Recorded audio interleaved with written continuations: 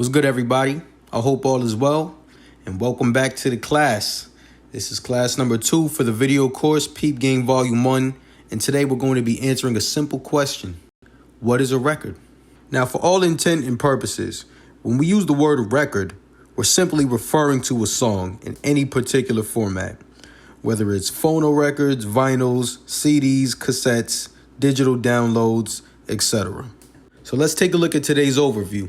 So we're just going to cover a few points. 1, there are 2 parts to every record.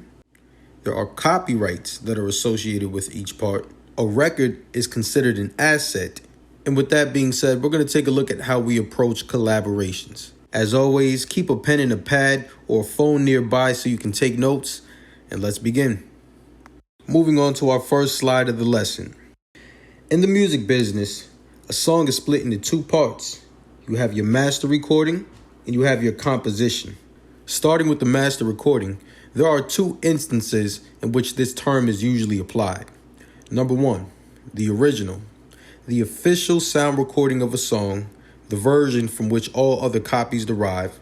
Or number 2, a new version of a song. It could be like a remix, cover, live version, clean edit, etc. Now, the first definition of a master is referring to the mixed and mastered version of a song. This is typically the version of the song that you'll be releasing for distribution. And in some instances, this is the version of the song that you'll use to create a new copy, which brings us on to point number 2, a new version of a song. When a song is remixed, re-recorded as a cover, recorded as a live version, or created as a clean edit, it will be classified as a new recording, aka a new copy, or in other words, a new master. Now, as for the composition, there are 2 elements that make up the composition of a record. 1 being the instrumentation, the melodic, harmonic, and rhythmic elements of a song, and 2, the lyrics, the lyrical content of a song, or the lyrical idea of a song. Starting with number 1, the instrumentation. We're talking about the individual tracks that make up the record as a whole. For example, the melodic element may be the lead synthesizer or a flute in a song. The harmonic elements may be the chords being strummed on a guitar or played on a keyboard or even an entire choir. And the rhythmic elements will probably be the drums and the bass line. Now, as for part 2 of the composition, being the lyrics, we're simply referring to the words in a song. Now, there's a subtle nuance behind the composition. It's actually right here in part 2 where we say the lyrical idea of a song. That could even be implied to the instrumentation where we could say the melodic, harmonic, and rhythmic idea of a song. So in essence, you don't actually have to play an instrument or write out the words of a song to contribute to the composition. In fact, if I was in the studio with a composer or studio musician, such as a pianist or a guitarist, if I start humming an idea that I had for a melodic line or harmonic line, and then the composer or studio musician picks up on it and starts to play it on their instrument, technically, I just contributed towards the instrumentation of that song. And the same goes for the lyrics. Let's say you and I were in the studio and we were both working on a song together. You may have an extensive vocabulary as well as the ability to write your ideas down and communicate them better than I can. But I may have a great imagination. Let's say I create the idea of the song as well as the overall theme or metaphor that we're using to write the lyrics. Then when you come along, you actually use the ideas that I had and write them down in a way that translates the idea very clearly. With both of our efforts combined, we both created the lyrics of the song. Now here's one more point. The master and the composition of a song are related. So in particular, the master is a product of the composition, while the composition can be used to create multiple masters. So let's move forward with the lesson. Now, if you watched the first class and you've been diligently studying the music business, then you would know both the master recording and the composition generate copyrights. Now, to put things in perspective, we're just going to take a step back and read some notes from the first class. A copyright is a form of intellectual property. Intellectual property means it is a creation of the mind. It isn't physical, it is mental. However, the only way to authenticate or prove ownership of our copyright is to fix our mental creation into a physical form using a physical medium. So in our case, Our physical mediums would be our sound recording technology, such as our DAWs, our DAWs like Logic Pro X, FL Studios, and Pro Tools. When we record a song and create a master recording, whether it be the original or a new copy, it generates a copyright. Now, the thing about the composition is that it doesn't even have to be recorded. If the lyrics are written on paper and the instrumentation is notated as sheet music, the composition is a fixed work. So now, as we also said about copyrights, we know that they can be exploited for monetary gain. Now, the interesting thing about the composition and the master is that not only are they two different parts and do they generate two different copyrights, they generate money a little bit differently as well. The master recording generates master royalties, and the composition generates what we call publishing royalties. So every time a song is exploited or sold, in this case, both the master recording and the composition are generating royalties. It's happening simultaneously. Where things get tricky at is here at this last point. The rights can be owned partially or in whole. Now keep this in mind. Whenever we're using the word rights in business, we're also talking about the financial proceeds that are generated from the exploitation or use of the work. So let's continue. The rights can be owned partially or in whole. The master recording can be owned by more than one person, as well as the composition. Let's create another scenario. You and I are in the studio. We both wrote the song together, and we both recorded it. Let's say that I have a record deal as well as a publishing deal, while you're an independent artist who owns 100% of the rights to their music.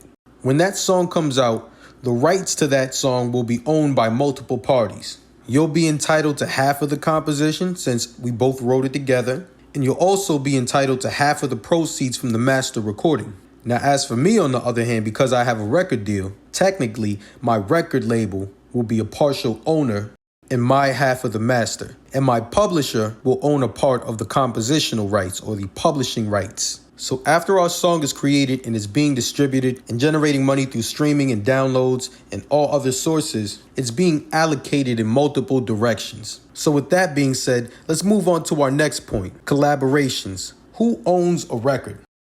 All persons who contributed to the musical work are partial owners in the copyright/record, and the extent of each person's contribution should determine their ownership in the copyright/record.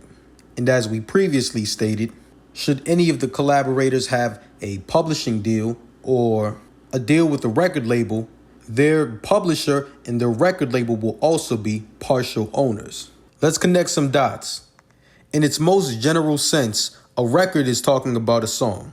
Each song has two parts, a master recording as well as a composition. Although it only may be one song, each part of that song generates its own copyright. Each copyright is generating money at a different rate, and its royalties are classified differently. The master recording generates master royalties, while the composition generates publishing royalties.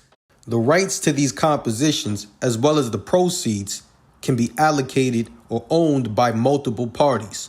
It can be between the two people or two or more people who created the song, or the entities that signed them as well. There is one word in particular that can be used to sum up what a record is, and that is an asset. Let's read this definition. An asset is a resource with economic value that an individual, corporation, or country owns or controls with the expectation that it will provide a future benefit. Now, excluding the word country, an asset is a resource with economic value that an individual or corporation can own, and it's usually with the expectation that it will provide a future benefit. So furthermore, our records, or songs, if you will, have economic value.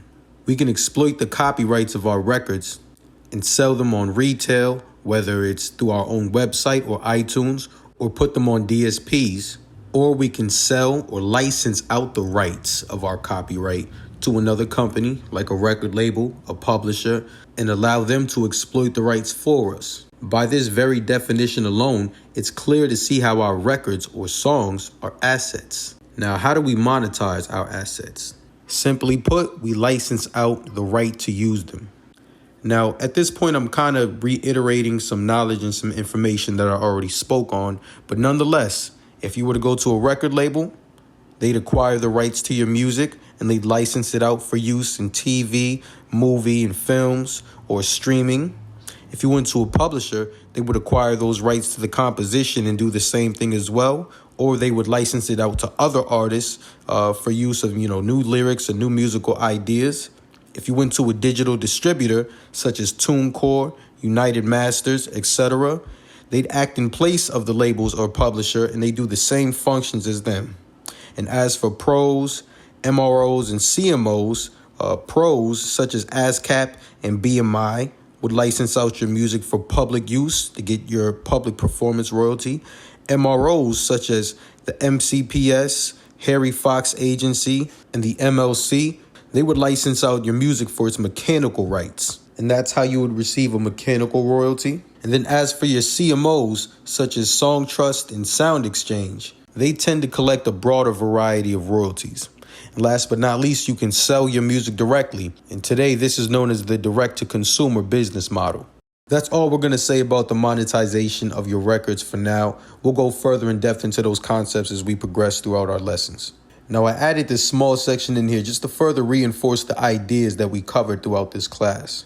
All right, so let's read this here. In 2018, Taylor Swift's old record label, Big Machine Records, had been sold to Scooter Braun. As a result, he acquired ownership of Swift's master recordings. Swift tried to negotiate for the rights of her masters, but ultimately she was denied. Nonetheless, she retained ownership of her publishing. Starting in the year of 2019, Swift began the process of re-recording all of her music, generating new master recordings for her previous work. When an artist signs a record deal, the label will want the artist to record for them exclusively. They'll also want to own the recording rights and masters of each song recorded while in their deal. Now, when her company sold, a part of the label's assets were sold along with it, particularly her masters. But to her advantage, she owned the compositional rights or the publishing rights, which allowed her to re-record her songs and create new masters, which she now owns. And that was an excellent business move on the behalf of Taylor Swift and her team. So remember, a master recording can be considered the original sound recording of a song, or it can be a new copy of a song, while the composition is the instrumentation and the lyrics of the song. Also, our records are assets that can be owned partially or in whole. In Taylor Swift's case, Scooter Braun owns a portion of Taylor Swift's master recordings, but Taylor Swift owns the publishing. Now, to some extent, Scooter Braun still has the ability to monetize her old master recordings. Nonetheless, when those old master recordings are streamed or played publicly, Taylor Swift will still generate royalties on the publishing side. And now that she's re-recorded her songs, she'll generate master royalties as well as publishing royalties for her latest recordings. Now here I just have our closing remarks. As musicians, songwriters, producers, etc., and overall businesses or business owners, your records are the greatest asset you can own. Your records are the foundation of the entire music industry. So truly, and with all sincerity I say this, protect the rights to your music. As you grow and develop as an artist and eventually reach stardom or whatever level of fame that you'd like to reach, the economic value of your records will begin to grow. Now, I won't hold you guys any longer. That is all for today's class. We'll be back with our third class, What is an Artist? And if you made it to the end of the video, drop a tree in the comments and share your wisdom and your knowledge. This is a community and a place to learn. We appreciate everybody's input and ideas, and we value each other's intellect. So please, feel free to share anything that you know. And for now, that is all, and I'll see you in the next class.